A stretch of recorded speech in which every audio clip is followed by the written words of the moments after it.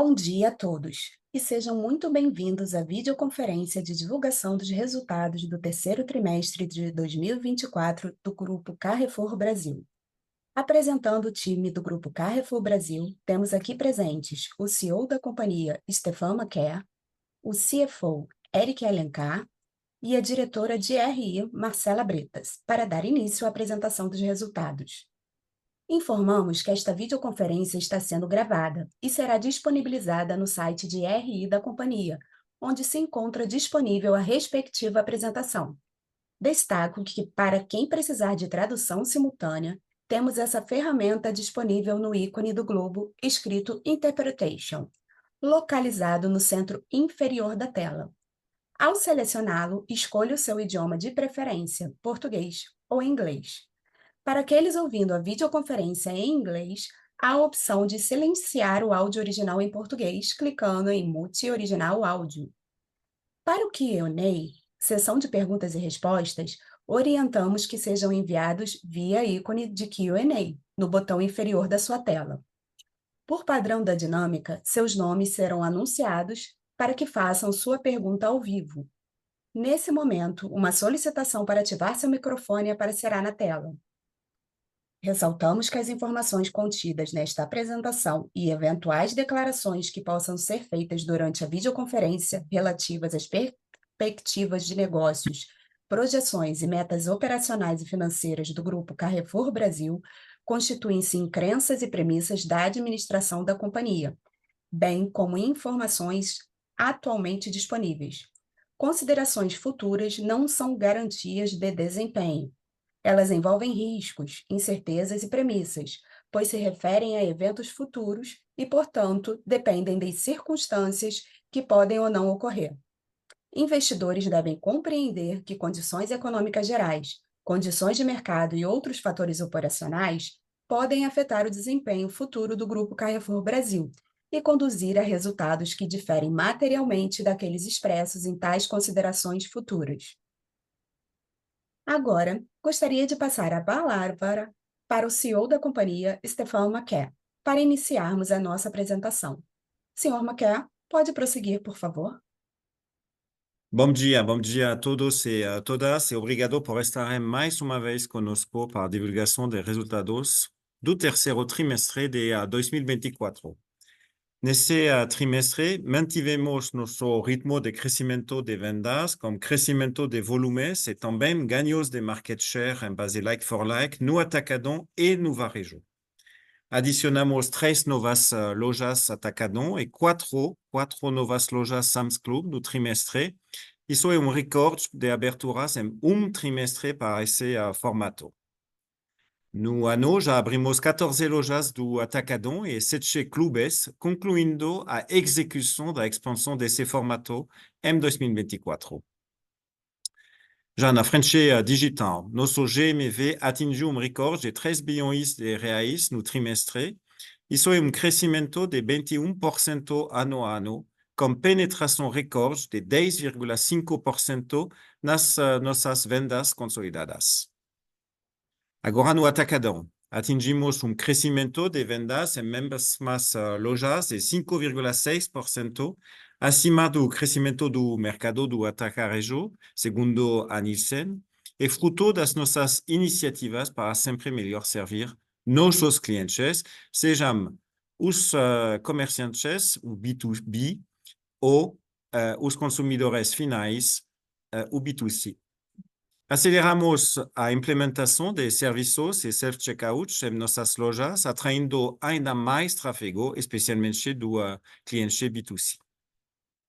No varejo, o crescimento de vendas like-for-like continua acelerando, atingindo forte aumento de 7,1%, o que reforça o momento positivo de vendas após o ajuste de portfólio de lojas e nosso novo posicionamento de preço, com foco em maior competitividade do formato e atração de novos clientes para nossas lojas.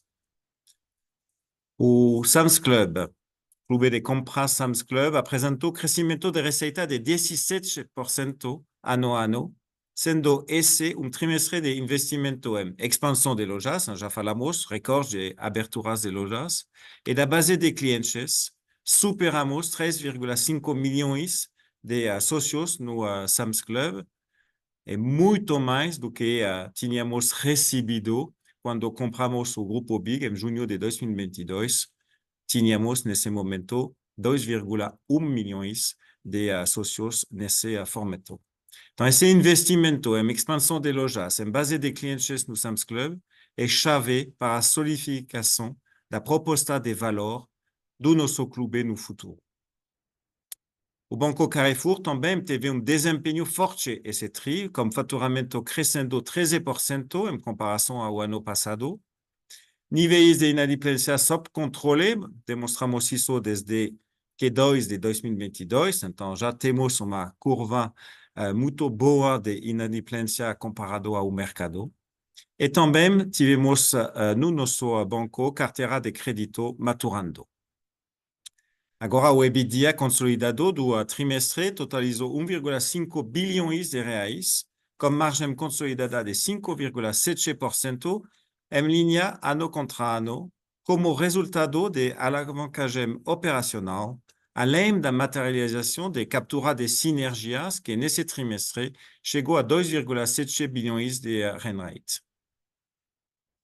Com relação à nossa estratégia de ESG, conquistamos o selo ouro do programa brasileiro GHG Protocol da Fundação Getúlio Vargas, que reconhece empresas que atuam com transparência dos dados de emissões e de forma segura, como a realização de auditoria externa.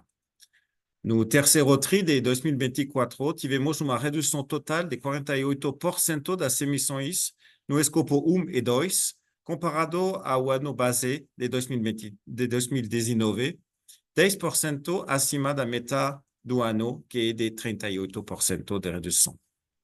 Na frente de diversidade e inclusão, realizamos, como cada ano, no mês de setembro, a nossa Semana de Diversidade, a qual contou com a participação de mais de 4.500 pessoas, colaboradoras e colaboradores, que puderam, durante a semana, discutir temas como a comunicação não violenta, construção de ambientes de trabalho saudáveis e inclusivos, parentalidade ativa, além de reforçar os compromissos da cultura inclusiva do nosso grupo.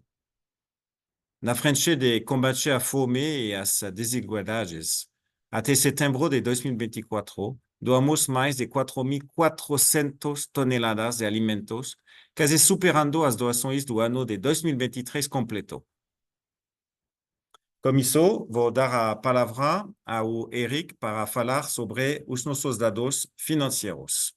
Eric, por favor. Obrigado, Stefan. Bom dia a todos. É um prazer estar aqui com vocês novamente. Nos próximos slides, vou passar brevemente pelos números que vocês tiveram acesso ontem à noite. No slide 3, passamos pelo resultado consolidado da companhia no trimestre.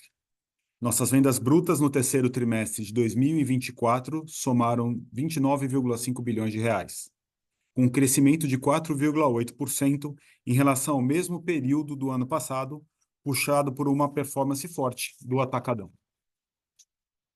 A margem bruta foi de 19,2%, 89 basis points menor do que no terceiro TRI de 2023, pelo aumento da participação relativa do Atacadão, que é um negócio de natureza de margem bruta menor, pelo nosso reposicionamento de preço no varejo, em curso desde o fim do ano passado, e pelo impacto da nova regulação que limita o montante de juros que pode ser cobrado pelo banco. Tivemos já uma redução de 1,5% no SG&A, mesmo com a expansão de nossa rede e com a inflação de custos. Esse resultado é fruto das nossas iniciativas de redução de custos e captura de sinergias internas. Com o percentual da venda líquida, o SG&A melhorou 89 basis points. O EBITDA ajustado foi de 1,5 bilhão de reais no trimestre, aumentando 5% ano a ano, à medida que compensamos nossos esforços em margem bruta com ganhos de SG&A. A margem EBITDA ficou em linha com o apresentado no terceiro trimestre de 2023. Por fim, fechamos o trimestre com lucro líquido ajustado de 412 milhões, dobrando em relação ao ano passado, refletindo um momento operacional favorável, menores taxas de dívida intercompany e carga tributária. Passando agora para os destaques por unidades de negócio, no slide 5, começando pelo segmento do Cash and Carry, o Atacadão. Terminamos o terceiro trimestre com 374 lojas do Atacadão, adicionando 3 novas lojas à rede, sendo 2 conversões de loja de supermercado e 1 conversão de hiper. As vendas brutas do segmento atingiram 21,4 bilhões de reais no trimestre, um crescimento de 8,3% no ano contra ano, com like-for-like de 5,6%, acima do crescimento do mercado de cash and carry e com uma dinâmica de volumes positiva, mesmo com a deflação mês a mês que tivemos em julho e agosto. As iniciativas que temos implementado para melhor atender o cliente final B2C têm gerado resultados bastante positivos. E neste trimestre, praticamente dobramos o número de lojas com serviços de padaria, açougue e fatiados, em comparação a junho, atingindo um total de 151 lojas com serviços. As lojas do antigo grupo Big convertidas em Atacadão estão maturando como esperado e tiveram mais uma vez um desempenho sólido com like-for-like de 14% e acima de uma performance já registrada também forte do ano passado, lembrando de um like-for-like de 22%. A margem EBITDA dessas lojas atingiu 4,2% no trimestre, em linha com o que a gente tinha mapeado, aumentando 2,7 pontos percentuais em relação ao ano passado. A margem bruta se manteve praticamente estável em relação ao ano passado, uma ligeira queda de 20 basis points, uma flutuação absolutamente normal no curso dos nossos negócios, que reflete pequenas mudanças no mix de produtos e clientes e vendas, e além do movimento nosso inflacionário que houve aí no trimestre. O SG&A como percentual de vendas líquidas foi, de um lado, favorecido pela maturação de lojas convertidas e ganho de alavancagem operacional, vindos do forte desempenho de vendas. Por outro lado, esse trimestre aceleramos a implementação de serviços em lojas e esses serviços têm uma curva de maturação de aproximadamente 6 meses. Então, colocaram um pouquinho de pressão nas despesas de curtíssimo prazo. O EBITDA ajustado do trimestre ficou em 1,3 bilhão de reais, com 6,7% de margem, rentabilidade em linha com o ano passado, que mostra a nossa resiliência nesse modelo de cash and carry, mesmo com os investimentos de curtíssimo prazo, como vimos na implementação do PAF, serviços de padaria, açougue e fatiados. Agora eu vou falar dos destaques do varejo, que estão no slide 7. As vendas brutas totalizaram 6,4 bilhões de reais no terceiro trimestre de 24. As vendas com base das mesmas lojas continuaram a acelerar, atingindo um crescimento super forte de 7,1%. Como vocês sabem, a queda na receita de 8% na receita total é explicada pela redução da área de vendas devido ao sucesso da nossa decisão de fechamento e conversão de lojas do segmento.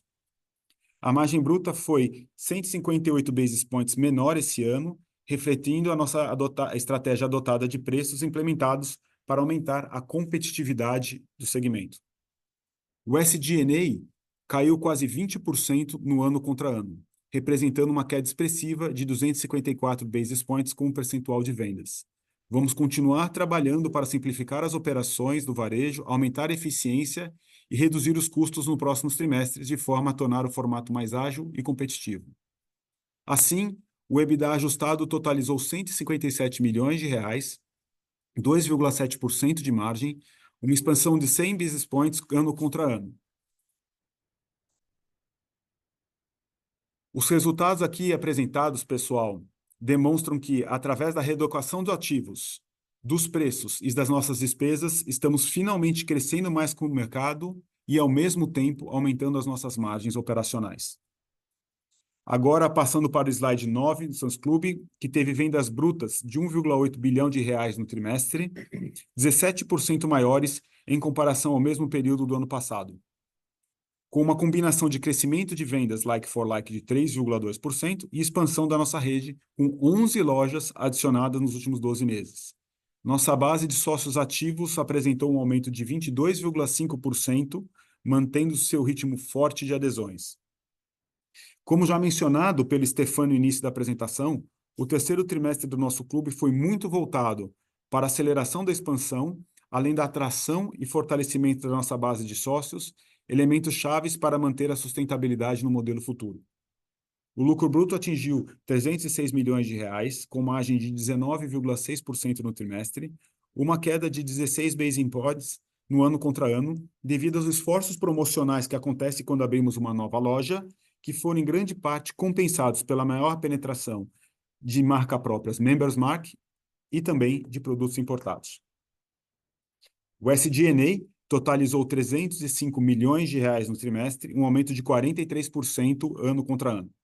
Pessoal, importante aqui ressaltar que 2/3 do aumento do SG&A está relacionado à expansão de lojas, incluindo e principalmente as despesas pré-operacionais.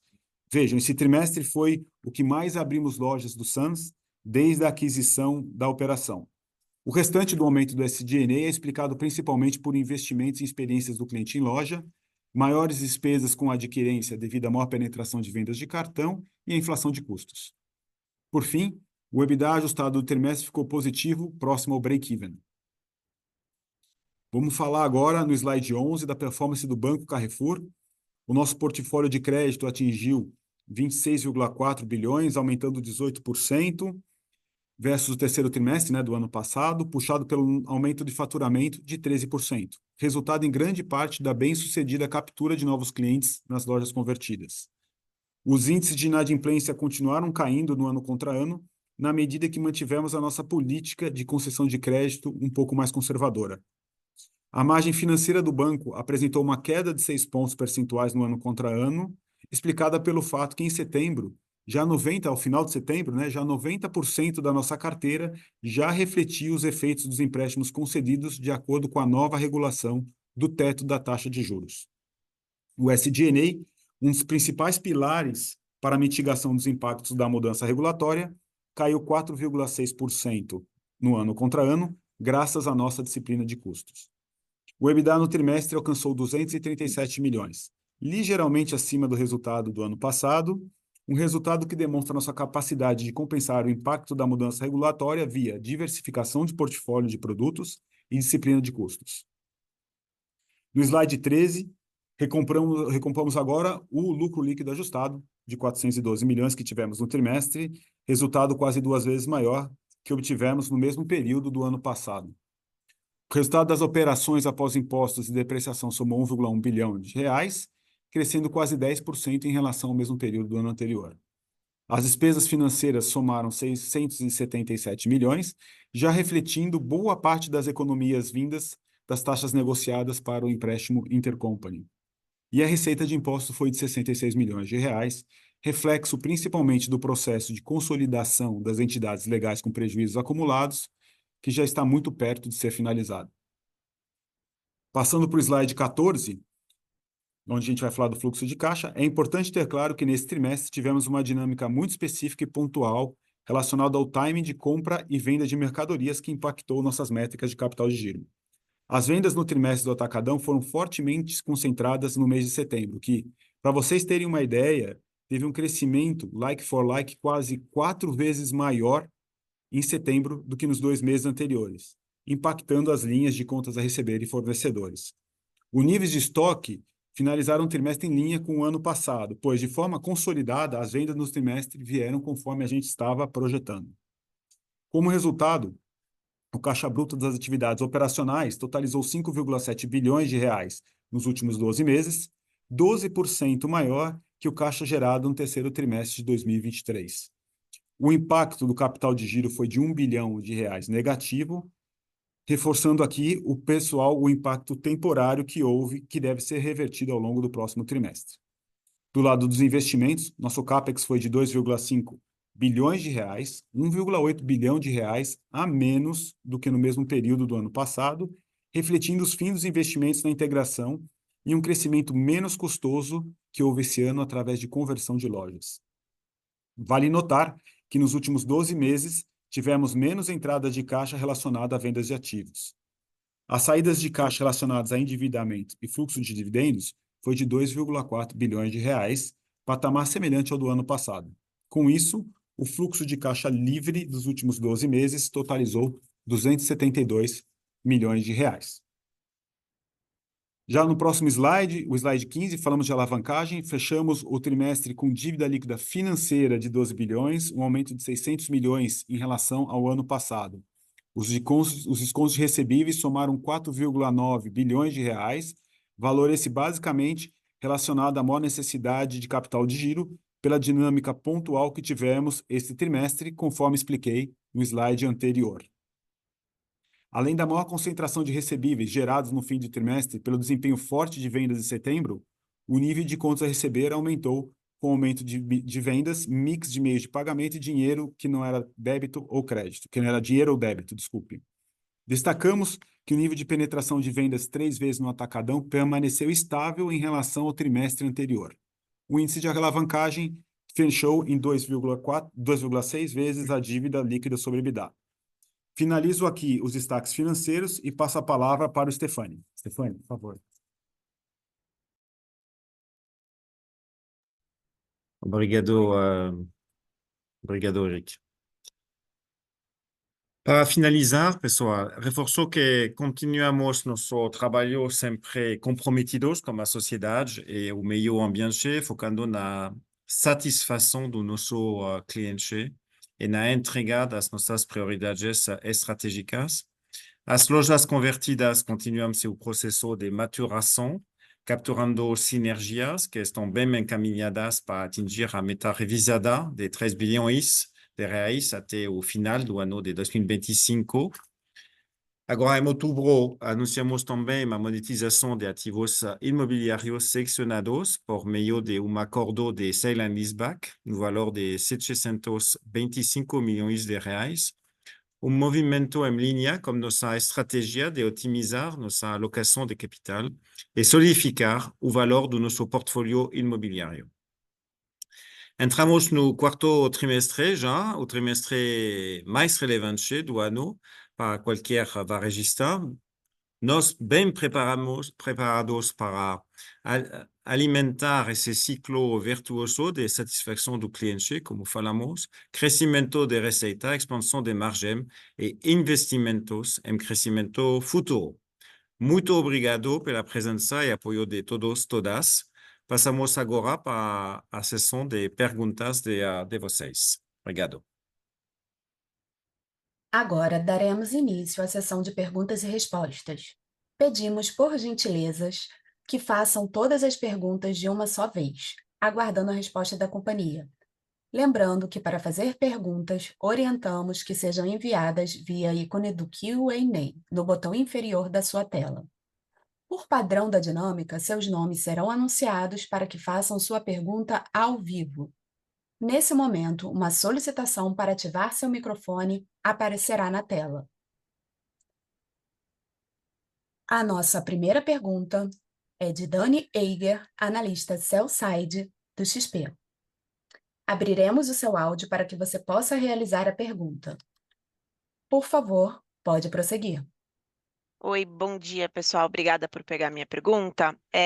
A primeira pergunta, eu acho que é um pouco entender como que vocês têm visto aí a performance ao longo desse começo do trimestre. Entendo que agora que entra a sazonalidade mais forte, mas até dado que eu acho que um dos pontos que explica aí o setembro muito forte pode ter sido a aceleração da inflação de alimentos, isso tem se permanecido, né? A gente já está vendo isso surpreendendo para cima. É mais entender como que vocês têm visto essa dinâmica principalmente agora outubro, né? Que outubro já fechou. E aí também uma curiosidade, vocês comentam, né, da dinâmica no atacadão de um maior fluxo de D2C, né, do cliente final, não tanto B2B, mas ao mesmo tempo vocês falam de um mix de clientes, entre aspas, atrapalhando aqui a margem do atacadão. Então, eu queria entender um pouquinho também como pensar nessa evolução de margem bruta, considerando que você está tendo mais D2C e também com serviços.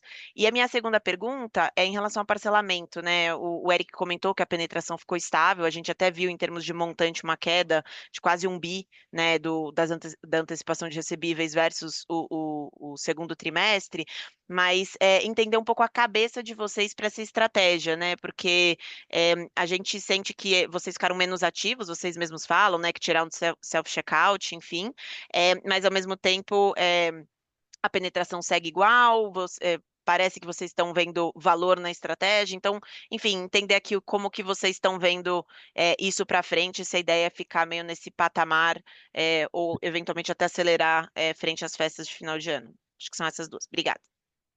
Muito obrigado, Dani, pelas perguntas. Sobre a inflação alimentar, é verdade que entramos em setembro em novo cenário de inflação alimentar. Bom, na realidade, tivemos maio, junho, uma puxada de inflação alimentar devido à tragédia o que aconteceu no Rio Grande do Sul, uma puxada de inflação alimentar, uma queda e uma deflação alimentar em julho e agosto, que era como uma resposta dos 2 meses anteriores e voltamos a ter uma inflação alimentar em setembro e agora os analistas nos dizem algo até um pouco maior até final do ano em termos de inflação alimentar. Isso, obviamente, apoia as dinâmicas das nossas vendas, sobretudo no B2B, no atacadão, que representa mais da metade das vendas do nosso atacadão. Vimos isso, inclusive, no terceiro trimestre, julho, agosto, deflação alimentar. Então, os comerciantes seguraram as compras nas nossas lojas e nos nossos canais digitais de atacadão. E setembro bem maior em vendas, como voltar à inflação alimentar. Então, isso dá uma sensação de quarto trimestre positivo, com mais de inflação alimentar, que poderia fechar, segundo mais uma vez analistas, na casa de 6 ou 7% ao ano. Outubro, não podemos falar de nenhum número em detalhe, mas está seguindo a dinâmica do que vimos em setembro como consequência dessa dinâmica de inflação alimentar. Entre B2C e B2B, sabemos que, segunda pergunta tua, sabemos que o atacadão foi sempre bem forte no B2B e queríamos reforçar o nosso braço B2C no atacadão. Colocamos serviços esse ano de forma bem rápida para recuperar uma dinâmica maior de vendas também no B2C.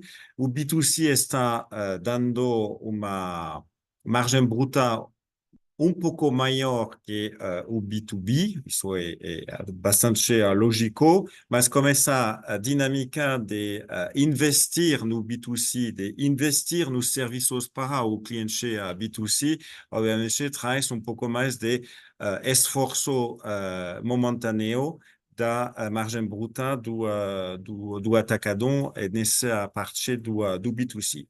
Então, mais uma vez, para mim, a margem bruta do atacadão, pouco mais, pouco menos, entre os vários trimestres, é muito resiliente e seguimos no mesmo canal, pouco mais de investimento no Q3. E, como Eric falou, maturação dos serviços em 6 meses, então, até final do ano, deveríamos ver uma volta dessa margem bruta. Mas sempre olhando o mercado mês a mês, semana a semana, entre B2B e B2C, nesse canal bem estável e resiliente de margem bruta do atacadão.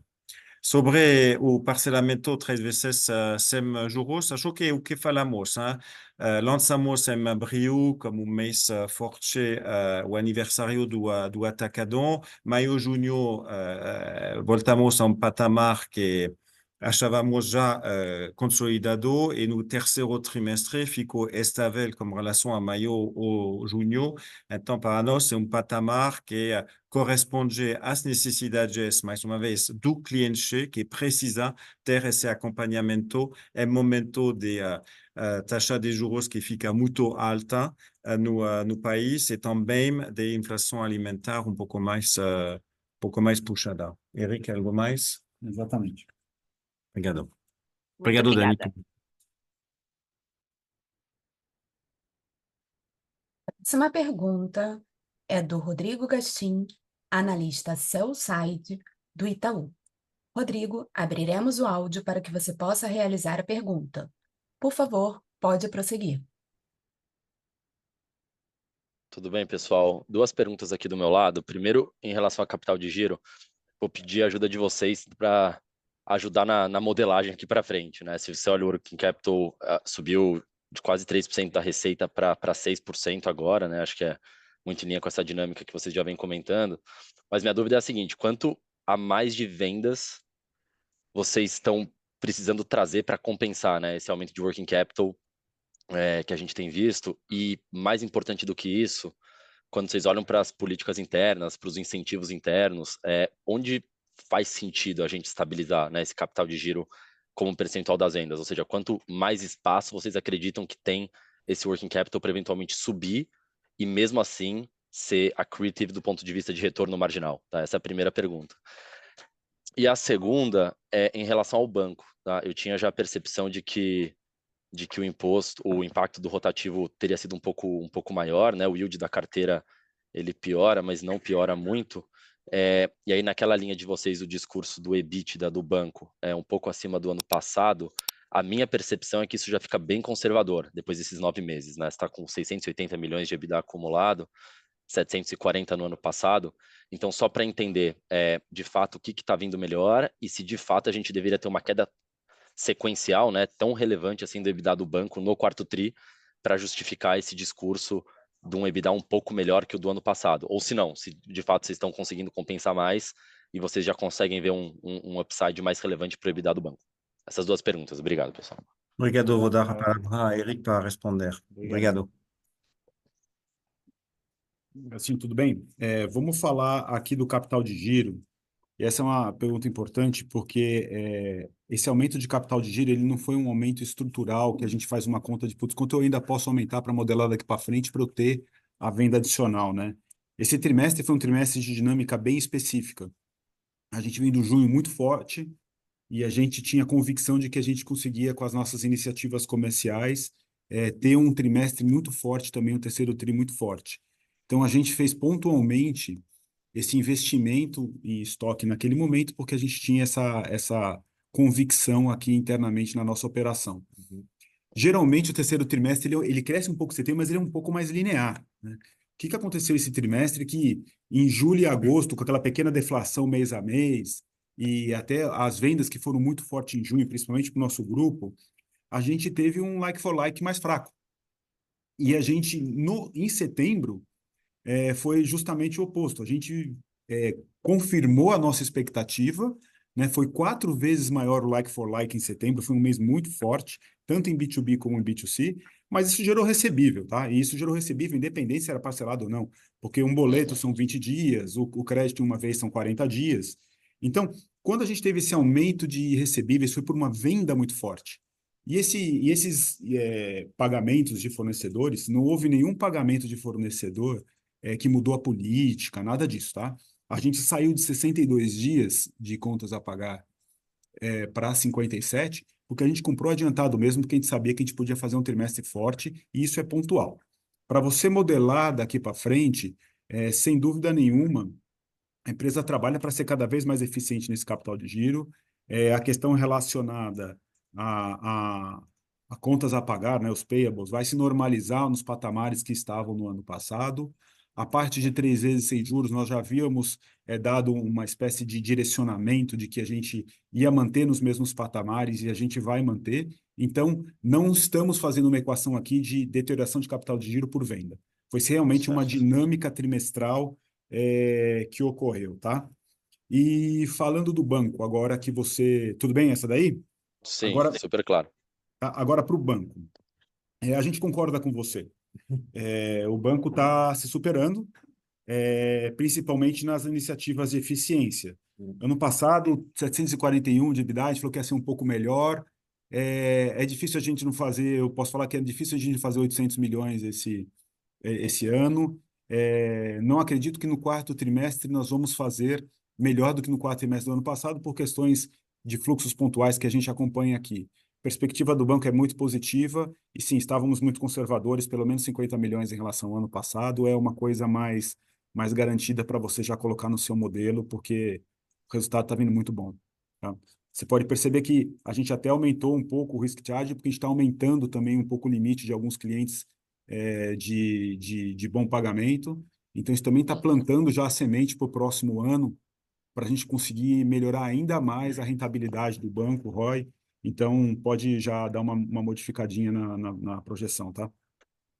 Quando eu olho, Eric, a dinâmica de yield da carteira, eu vejo que o yield, pelo menos na minha conta aqui, receita dividido pela carteira com até 90 dias de atraso, está perto de 30%, um pouco acima de 30%, 33%, né? Piorou um pouco, de fato, no contra ano e tri contra tri, acho que esse é o impacto do rotativo, mas minha pergunta para você é, quando você coloca positivos e negativos, prós e contras, nessa estrutura de rentabilidade marginal da carteira, o que você tem alguma ideia de patamar de yield que você já consegue normalizar? Ou perguntando de outra forma, qual é o impacto de fato do rotativo em relação ao seu yield mais recorrente do passado, para ajudar a gente também a fazer essa conta?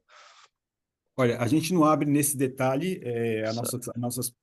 nessa parte com nossas projeções de Uhum, rentabilidade sobre carteira, mas eu vou te ajudar aqui, tá? uhum, De fato, existe essa perda que vem e ela vai ser estrutural. Você teve essa melhora de NPL. Por outro lado, o que a gente enxerga, a compensação vai vir muito de outras frentes de trabalho, tá? São duas coisas. Uma é a questão relacionada ao nosso índice de eficiência, que é o custo lá nosso, que já era 32%, bateu 29%, e ano que vem nós vamos trabalhar para ser ainda melhor, e uhum. novos produtos, crédito pessoal, seguro, entre outros.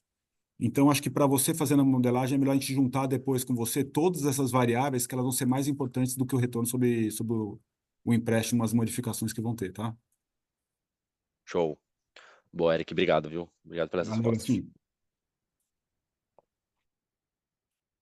A próxima pergunta é do Luiz Felipe Poli Guanais, analista sell-side do BTG. Luiz Felipe, abriremos o áudio para que você possa realizar a pergunta. Por favor, pode prosseguir.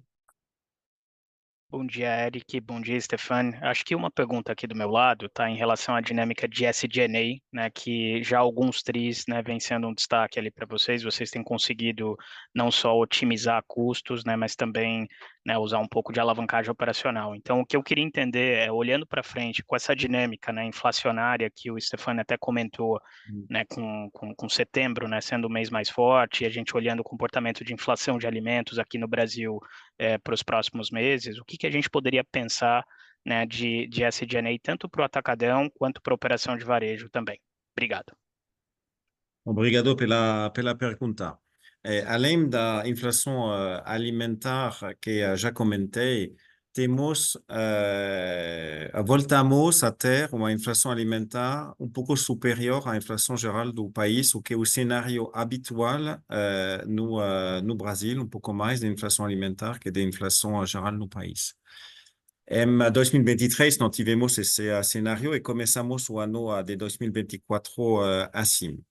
Como essa volta a uma dinâmica um pouco maior da inflação alimentar com relação à inflação geral, leva uma alavancagem adicional no nosso P&L, obviamente. Nós vendemos com inflação alimentar e temos custos com inflação geral. Vai apoiar a gente no processo e na busca de baixa de queda de despesas que já estamos fazendo desde meses e meses, e talvez já trimestres. Então, vamos seguir simplificar a nossa organização, vamos seguir transformando a nossa organização para mais agilidade e menos custos.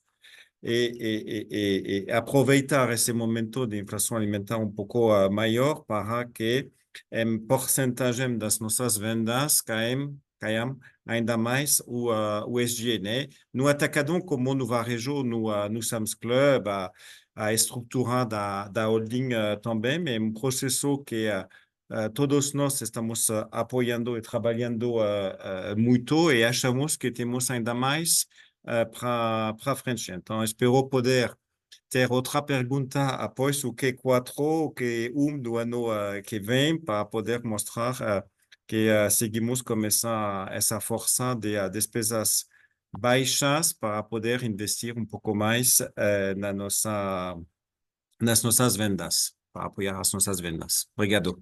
Obrigado, Stefan. Se eu puder fazer só um follow-up rápido, tá, em relação, né, ao seu comentário ali sobre as vendas de setembro, o quanto disso foi crescimento de volume para vocês e o quanto foi preço, né, para a gente entender um pouco essa dinâmica e pensar, né, o que poderia ser, né, a reação dos volumes a um eventual aumento de inflação, né, que a gente espera para frente.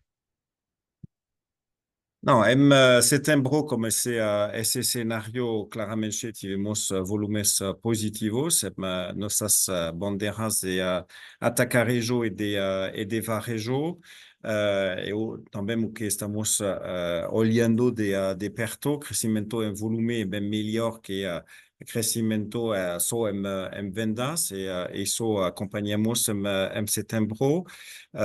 E seguimos também em outubro, sem dizer nada de outubro.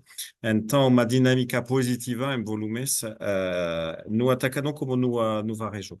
Eric, você queria acrescentar um comentário da primeira pergunta? Isso.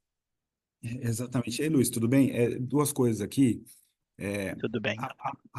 Luiz, a inflação alimentar, ela sobe e desce. Só esse ano a gente teve umas 3 notícias relacionadas a isso. Então, a parte do SG&A, depois a gente pode ajudar você na parte de modelagem, mas eu queria passar um pouco da nossa mentalidade.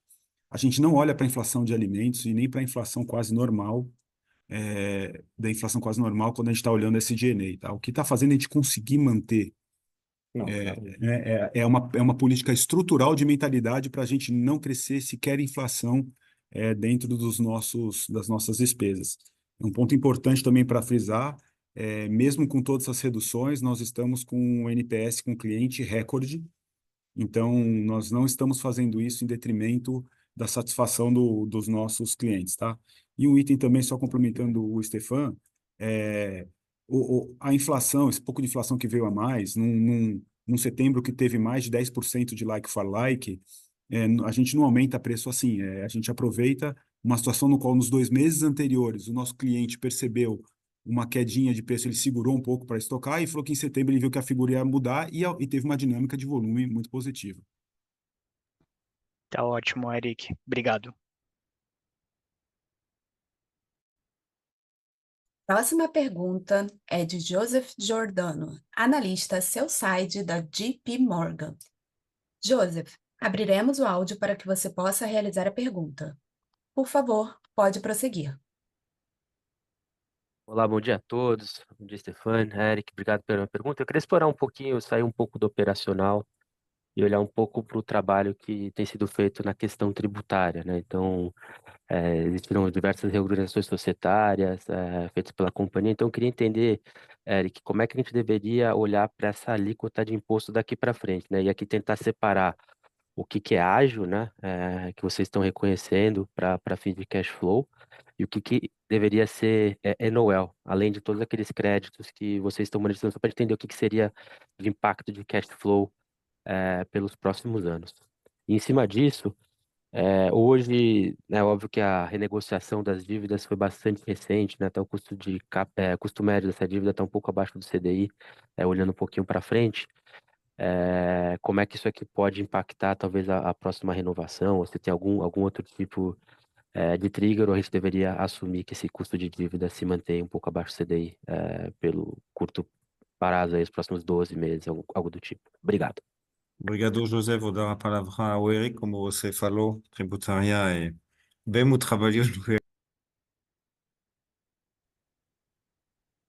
Ô, Diogo, tudo bem? Olha, que bom que você perguntou do tributos, porque, né? Porque eu imagino a dificuldade de modelar com toda essa volatilidade.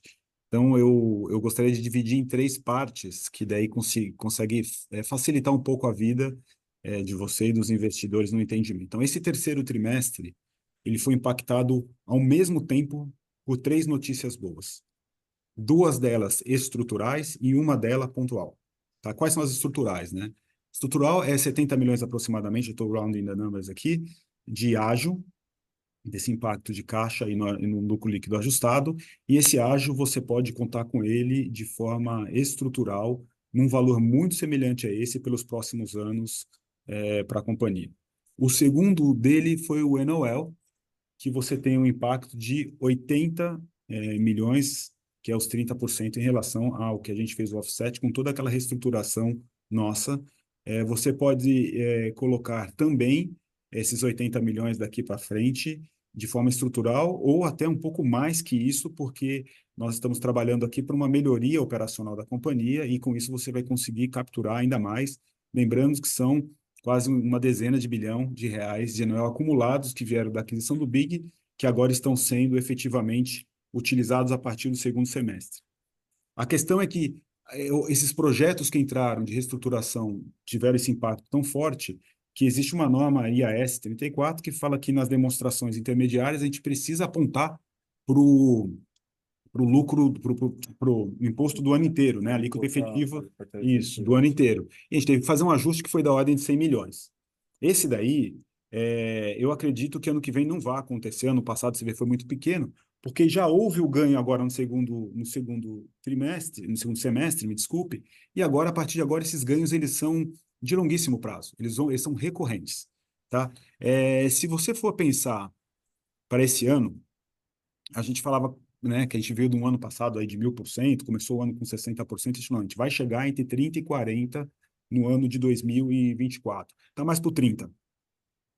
Já para o ano que vem, fica difícil a gente falar que a gente vai chegar em 30 porque vai ser menor que isso. Então, você já pode começar a ter no modelo uma carga tributária um pouco menor que esses 30%, e conforme no trimestre que vem a gente vai evoluindo e tiver um pouco mais de luz sobre isso, a gente divide com você e com quem precisar, tá bom?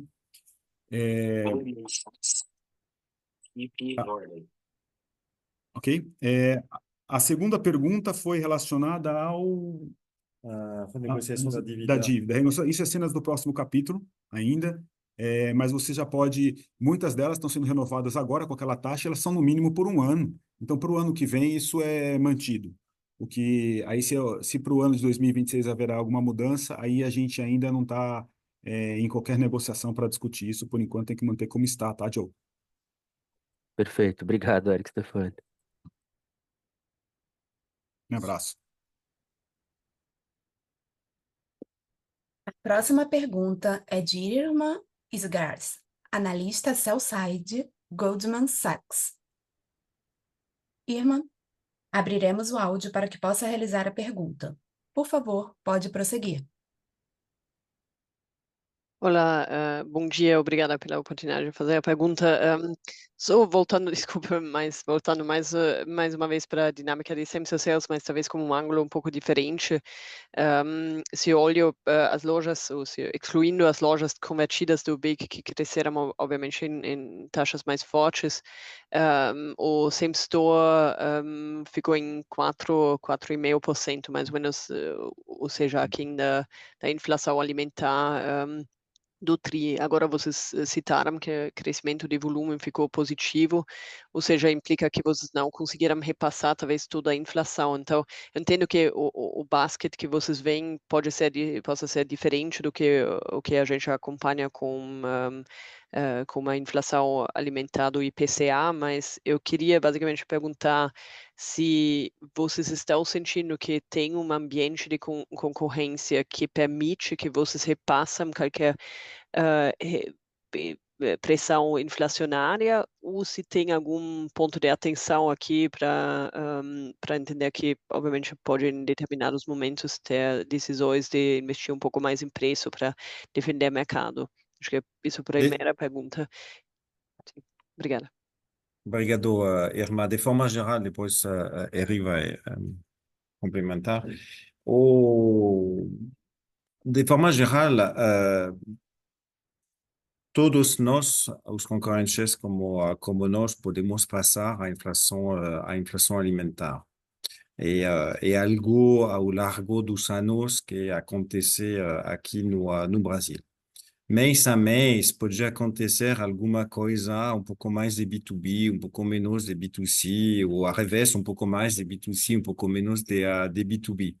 Mas não vemos uma dinâmica do mercado que atrapalharia a gente para poder passar as inflações que vemos com as nossas negociações com os fornecedores. Então, já é uma resposta positiva e temos também que olhar como nós negociamos e não diretamente a inflação do país. Pode acontecer alguma coisa também aí que permite a gente ter uma inflação interna um pouco menor pontualmente.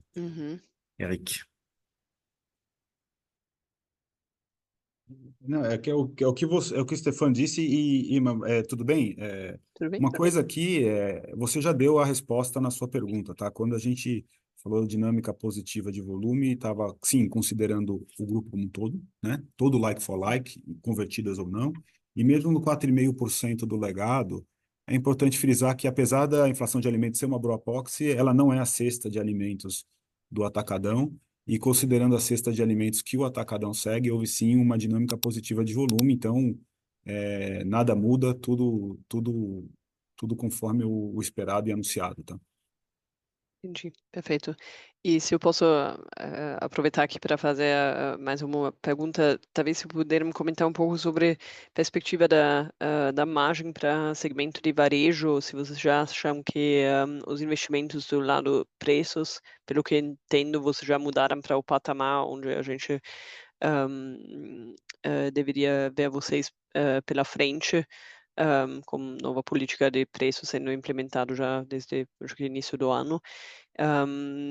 Então eu queria só entender, confirmar essa dinâmica da margem bruta e imagino que vocês tenham uma expectativa que a alavancagem operacional vai continuar ajudando, vai se materializar mais para frente e ajudar a levar essa margem para um patamar ainda um pouco maior do que, não sei. E assim, eu acho que é exatamente em linha com o que você passou, e eu posso passar um pouco a nossa filosofia aqui. Ao final, a gente não está satisfeito, a gente cresceu de 1,7 para 2,7 no varejo, quer dizer, começou um caminho adequado, mesmo diminuindo as vendas absolutas, porque a gente fez aquela reestruturação de parque de lojas, tá? Diminuir preço é fácil. Difícil é diminuir preços fazendo uma operação mais eficiente, tirando o SG&A, para garantir que a margem suba ao mesmo tempo. Você ganha uma dinâmica de massa de margem, você ganha competitividade e cria um círculo virtuoso. Então, nós não terminamos o nosso trabalho.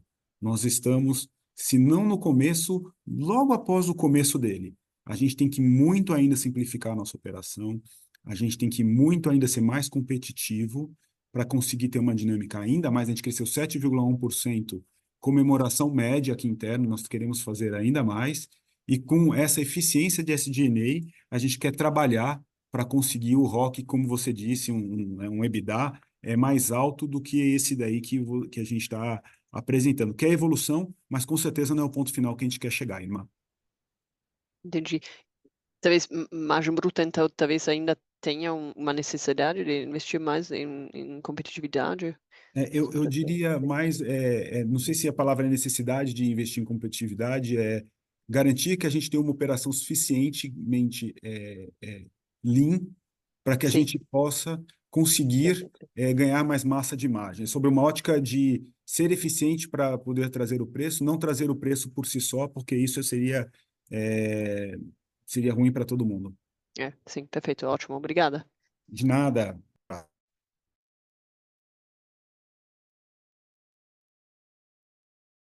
A nossa próxima pergunta é de Andrew Rubin, analista sell-side do Morgan Stanley. Andrew, pode prosseguir, por favor? Hi, thanks very much. Great. Thank you for the question. Two items, if I may. The first on Sam's Club, trying to better understand the length of the investment cycle, given the lower margins in the quarter. And then second, you've spoken about 4Q and the holiday setup, mostly for food. I'm curious if you could discuss what you're expecting in terms of non-food and e-commerce, what type of inventory or industry positioning you're preparing for. Thank you very much. Obrigado, Andrew. Vou responder a segunda pergunta e deixar a primeira para o Eric. Obviamente, um período bem forte em non-food, o Q4, como o Black Friday e o período do Natal. e especialmente no e-commerce. Como você viu, temos crescimento contundente do nosso e-commerce, mais 21% em setembro, número muito positivo também em outubro, e estamos bem preparados para superar as vendas muito fortes no e-commerce, especialmente no non-food, no quarto tri de 2023, então superando ainda mais os nossos recordes aí. Acho que vamos ter uma sazonalidade boa também no non-food, tudo indica uma movimentação positiva até o final do ano. Eric? Andrew, tudo bem? Com relação ao Sam's Club, isso faz parte, né? As nossas perspectivas de longo prazo continuam muito otimistas em relação ao modelo. Isso faz parte, realmente, esse trimestre, do ciclo de expansão e consolidação do modelo aqui no Brasil de clube. A gente fez um aumento grande de lojas, 11 lojas nos últimos 12 meses, 7 lojas esse ano, e dessas 7, 4 nessa segunda metade desse trimestre. E quando você faz um lançamento, você precisa gerar esse impacto, você precisa trazer, diferente dos outros modelos, você precisa trazer novos sócios. Então, você precisa, ao mesmo tempo, de atividade promocional, você precisa de todas as despesas pré-operacionais que a gente passa como recorrentes no balanço, e você também precisa dos investimentos de marketing para trazer as pessoas, porque é um formato que muitas vezes precisa ser ensinado. Quanto antes, dado que a gente tem essa força de balanço para poder fazer isso, quanto antes a gente fizer, melhor. Então, no curtíssimo prazo tem esse impacto, mas a gente acredita que esse é um impacto de investimento que transita pelo OPEX. E a gente acredita que sim, por alguns trimestres isso acaba afetando um pouco, sem qualquer mudança de perspectiva do longo prazo. A gente falou aqui, só reforçar, desse aumento que houve do SG&A. Você percebeu, o grande aumento está no SG&A por esses investimentos. Mais de 2/3 são explicados por esses lançamentos. 1/3 é perspectivas que a gente fez de melhoria de atendimento ao cliente. Algumas coisas até deu uma exageradinha, já está voltando atrás, mas a gigantesca maioria desse aumento vem dessa conversa que a gente está tendo aqui agora. Thank you very much. Thank you. A nossa próxima pergunta é de Gustavo Fratini, analista sell-side do Bank of America. Gustavo, abriremos o áudio para que você possa realizar a pergunta.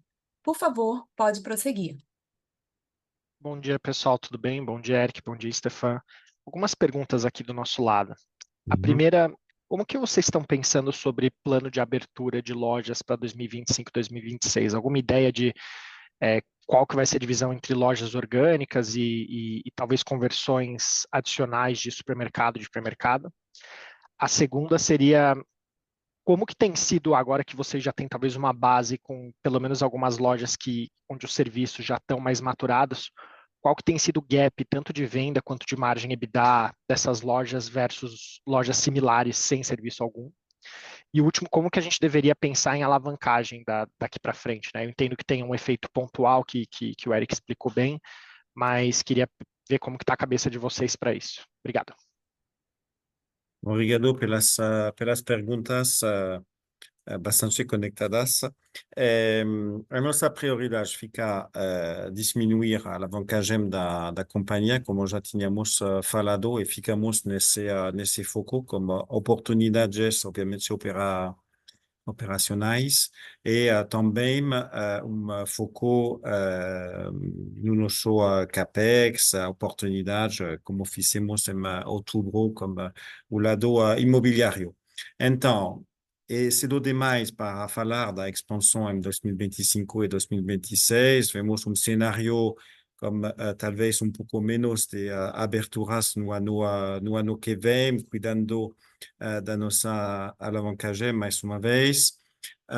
Temos ainda oportunidades de conversões de lojas, e sabemos que uma conversão de lojas, quando faz sentido para o cliente, traz CAPEX menor, 2 vezes menor que uma abertura orgânica. Falamos no nosso Investor Morning do ano passado que íamos converter até 40 lojas do Carrefour para os nossos formatos de Atacadão e de Sam's Club até final de 2026. Estamos a meio caminho, mostrar o que temos para frente como possível movimento de conversões de lojas para o Atacadão e o Sam's Club. Então, uma expansão talvez pouco menor em 2025, cuidando a alavancagem da companhia. Em termos de serviços no Atacadão, o que vemos é muito mais tickets nas lojas já maturadas, vamos dizer, de serviços. A primeira onda onde colocamos serviços, onda de lojas onde colocamos serviços, o que mostra que responde a pedido do nosso cliente B2C, o que é o nosso cliente. Falamos em vendas de alguns pontos adicionais em vendas nessas lojas. O que temos para frente na segunda onda que fizemos esse ano, especialmente em julho, agosto desse ano, e que vai reforçar ainda mais as nossas vendas do Q4 e do Q1 do ano passado, para falar já dos próximos trimestres. Algo mais, Eric, sobre a alavancagem? Só um ponto específico aqui, Gustavo, tudo bem? É que, né, como o Marco já viu até o nosso CEO da operação do Atacadão, ele aumenta 3% a venda, 15 a 20% dos clientes saem com pelo menos um ticket do PAF, que é a padaria açougue fatiados, e não há gap de EBITDA. Obviamente, no início você faz um investimento, então você tem um pequeno custo que você faz o investimento, o cliente, a receita vem depois, mas como bem o Stefan já disse, a onda 1 já mostra um EBITDA sem gaps em relação à natureza do Atacadão. Perfeito, super obrigado, pessoal. A nossa próxima pergunta é de João Soares, analista sell-side do Citi. João, abriremos o áudio para que você possa realizar a pergunta. Por favor, pode prosseguir. Bom dia, pessoal. Obrigado aí pelas perguntas. Eu tenho duas rápidas aqui. A primeira é um follow-up em relação ao banco. Queria explorar um pouquinho essa pergunta, acho que é importante, né, pensar na rentabilidade sustentável do banco. Esse foi um ano que naturalmente vocês iam reduzir, acho que faz sentido até reduzir bastante o G&A, tendo em vista que tem uma mudança regulatória relevante no setor, né? Mas pensando para frente, né, com diversificação de produtos, vocês fazendo mais crédito pessoal, queria entender se esse G&A ele é sustentável, se vocês vão voltar a investir tendo, né, uma visibilidade melhor, agora que vocês entendem bem o impacto do rotativo. Então, eu queria explorar um pouquinho mais essa pergunta. E o segundo ponto é falar um pouco do real estate. Vocês fizeram agora os seus leaseback relevantes, né, num cap rate de 8%. Vocês comentaram aqui numa entrevista até que 2025 vocês devem retomar e vem espaço para fazer projetos ainda maiores. Queria explorar um pouquinho como é que a gente está nesse projeto e na parte de development, né? Se tem alguma novidade também. Obrigado. Obrigado pelas perguntas. Não, no banco não fizemos nenhuma besteira para superar o momento. O time do Felipe Gomes, o CEO do banco, fez trabalho de detalhe para ver como poderíamos ter ainda mais eficiência no banco, e isso é totalmente sustentável. Então, vamos ganhar para sempre esse novo patamar de SG&A no banco. Todo o nosso trabalho de baixar as nossas despesas no Atacadão, no Carrefour, no Sam's Club e no banco e todo o ecossistema do Grupo Carrefour Brasil é sustentável. Achamos que temos para frente ainda mais passos para diminuir esses SG&A, especialmente no banco. Trabalho extraordinário, muito bem feito do Felipe, do time dele, é sustentável. Você quer falar um pouco de real estate, Eric? Oi, João, tudo bem? Olha, do real estate, a gente fez essa operação agora, com a Guardian, 720 milhões de reais. Isso representa 5% dos nossos ativos passíveis de fazer uma operação desse tipo. Então, eu sempre digo, olha, a gente pode fazer 20 operações dessa. Não necessariamente, em hipótese alguma, a gente vai fazer uma operação dessa imediato, mas é importante ter que isso faz parte do toolkit da companhia de oportunidades, valor no real estate que tem, e capacidade de poder usar isso na alocação de capital quando for conveniente para a companhia.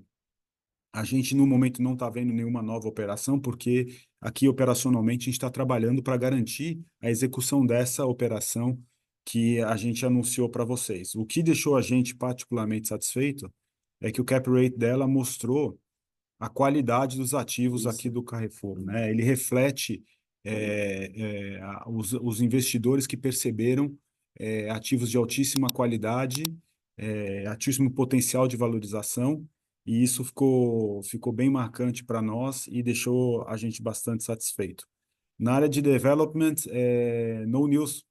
Então, a gente continua trabalhando, exatamente, assim que a gente tiver alguma coisa. Existe um potencial de alguns bilhões também em development, porque muitos dos nossos ativos estão subutilizados. Você poderia fazer prédios comerciais ou residenciais, e a gente espera logo que tiver mais novidades, dividir com vocês, porque o pipeline é positivo.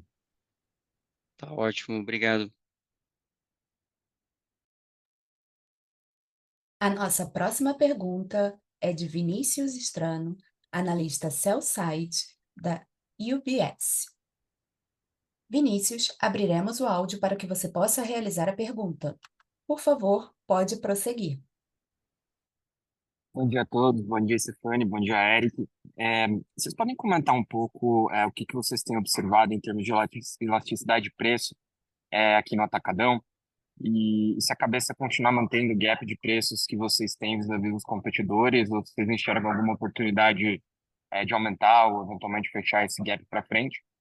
E uma segunda pergunta, na parte de provisões, se vocês puderem comentar o que vocês têm observado em termos de formação de provisão trabalhista e também reversões, né? Que na parte tributária, vocês já alguns trimestres têm visto reversões aqui.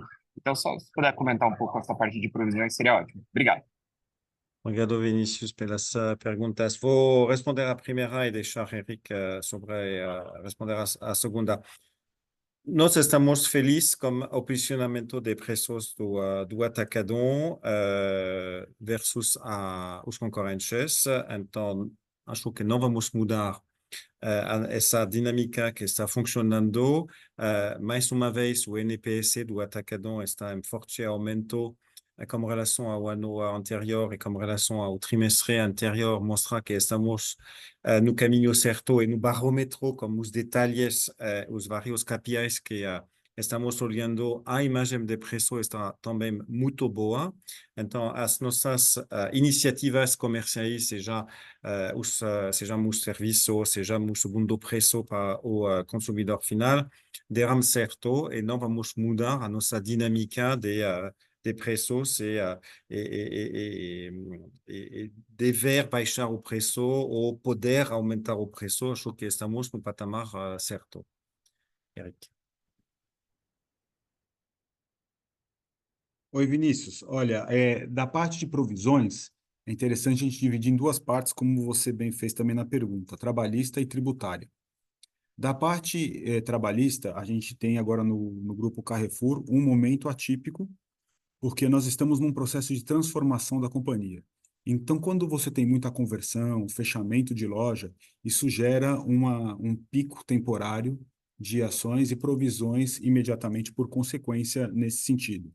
E a gente espera, uma vez que agora a gente está entrando num modo mais estável em relação a isso, que esse valor vá se normalizar, ainda precisa de um ano e pouco, que existe um período legal que tem que ser respeitado, para voltar a um patamar menor, e que a gente percebe que nossa operação do dia a dia está ok, mas esses fechamentos de loja e conversões, de fato, tem um impacto que você vê passando aí pelas nossas notas explicativas que você viu.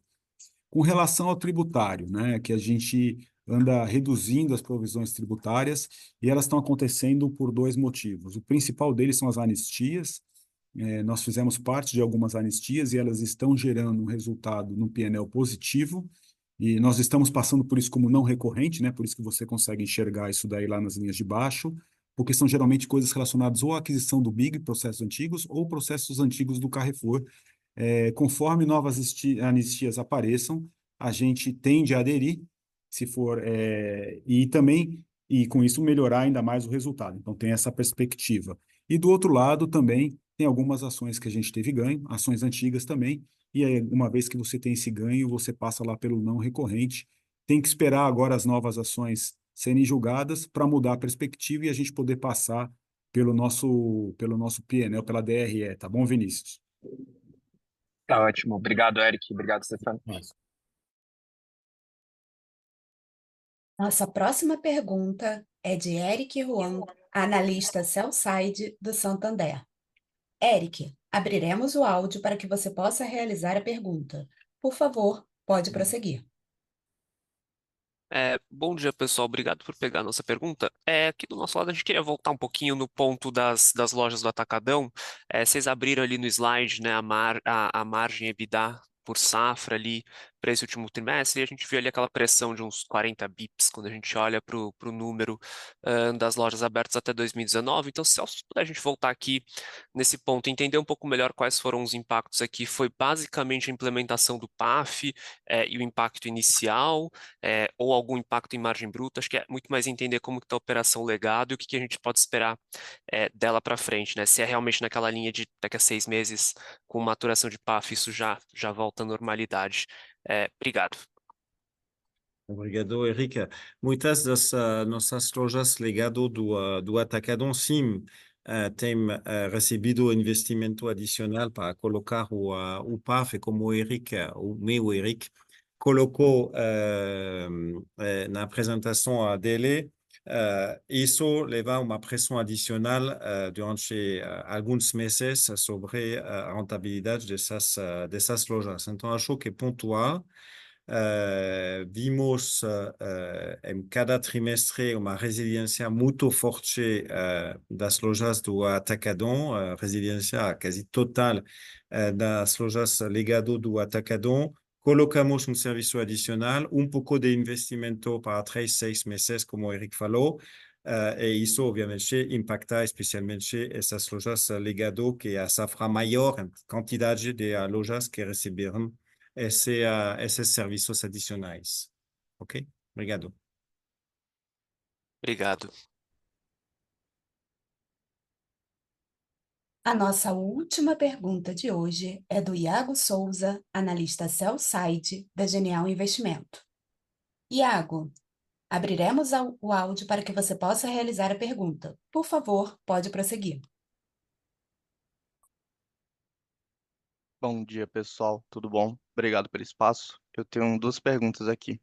A primeira é sobre o Suns, eu queria voltar nesse ponto, porque chamou a atenção da gente aqui essa forte redução no EBITDA. E a gente tem visto aí a abertura do Suns ao longo do ano, mas a gente não tinha visto um forte aumento de despesas tão alto quanto foi nesse trimestre. A gente notou que teve pela primeira vez aí a citação de investimentos em serviços de novas lojas. Que tipo de serviços é esses que estão sendo adicionados ao modelo de clube? E como que esses serviços, qual que é o potencial desses serviços em adicionar EBITDA for Wall, pensando aí nessa vertical? Se vocês conseguem dar alguma granularidade disso. E no outro ponto aqui, falando um pouco sobre aquela operação de sales and leaseback que vocês fizeram, eu queria entender um pouco qual que é o intuito de fazer o sales and leaseback no momento que vocês estudam fazer o carve-out da vertical imobiliária. A gente pode inferir que esse carve-out é algo que ficou então para segundo plano? Obrigado. Obrigado, Iago. Vamos dar a palavra ao Eric. Iago, tudo bem? Com relação ao Suns, vamos lá falar aqui primeiro do Suns, né? A gente teve um aumento mais expressivo nesse trimestre. Então, e muito no final do trimestre em si, nesse período de despesas pré-operacionais, e uma decisão nossa de ir mais pesado na educação nesses novos clubes para atingir um público mais alto e pegar mais rapidamente para atingir a maturidade nessas lojas. E aí o resultado passa por onde você mesmo viu. São despesas, em sua maioria, pré-operacionais. Se você der uma olhada, a volatilidade é principalmente no SG&A, e se você abrir ainda mais, você vai ver que as despesas de marketing e despesas pré-operacionais de lançamento passam muito forte. Com relação aos serviços do SAMS em geral, né, especificamente concierge e store picking, são itens que sim, a gente fez um investimento e até a gente exagerou um pouquinho, já está vendo nesse trimestre como a gente vai trabalhar para dar uma pequena recuada, não na ideia, mas um pouco no investimento inicial que a gente fez. E esses ajustes são naturais no varejo quando você está fazendo iniciativas comerciais para conseguir alavancar os formatos que estão trabalhando. Então, até aí, nenhuma novidade, tá? Repito, longo prazo, nossas perspectivas do Santos continuam iguais. Como a gente está lançando muito, fazendo muita coisa, no curto prazo é natural esse tipo de movimento.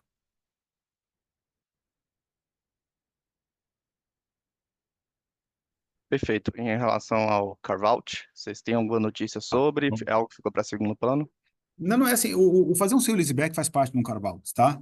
Eu acho que a gente, conforme o mercado evolui, a gente vai vendo qual que é o melhor modelo que está se adaptando ao momento.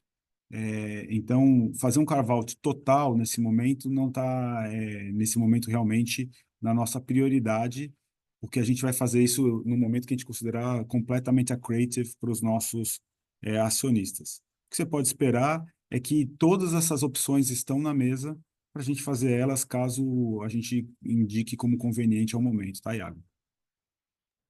Perfeito. Obrigado pela resposta, gente. Um abraço. Declaramos encerradas a sessão de perguntas e respostas. Agora gostaríamos de passar a palavra para as condições finais, para as considerações finais da companhia. Senhor Stefan. Obrigado a todos e todas por todas as perguntas e este momento juntos. Acho que estamos recolhendo os frutos do trabalho do início do ano, quando arrumamos a casa em termos de posicionamento de preços no varejo, por exemplo, mais serviços no atacadão, crescimento da base de sócios e mais sócios ativos no Sam's Club, seguindo, fortalecendo o nosso braço digital, o banco superando a mudança do rotativo. E mostramos trimestre após trimestres que estamos inclusive crescendo nas nossas dinâmicas de vendas e inclusive por encima do mercado, ganhando market share like for like, e sabemos que a top line é sempre o mais importante nos nossos negócios. Entramos agora já entramos no quarto trimestre, que é o mais forte para fechar esse ano de 2024, que está mostrando as nossas dinâmicas muito diferentes do que foi durante 2023, quando estávamos ainda integrando o grupo Big. Então, temos pela frente a recolher ainda mais frutos desse trabalho. Um agradecimento para toda a turma aqui do Grupo Carrefour Brasil, que entregou esse resultado do Q3 e trabalhando muito para entregar ainda mais resultados no Q4. Mais uma vez, obrigado a todos vocês e nos vemos. Tchau. Tchau. A videoconferência de resultados referente ao terceiro trimestre de 2024 do Grupo Carrefour Brasil está encerrada. O Departamento de Relações com Investidores está à disposição para responder as demais dúvidas e questões. Muito obrigada aos participantes e tenham todos um ótimo dia!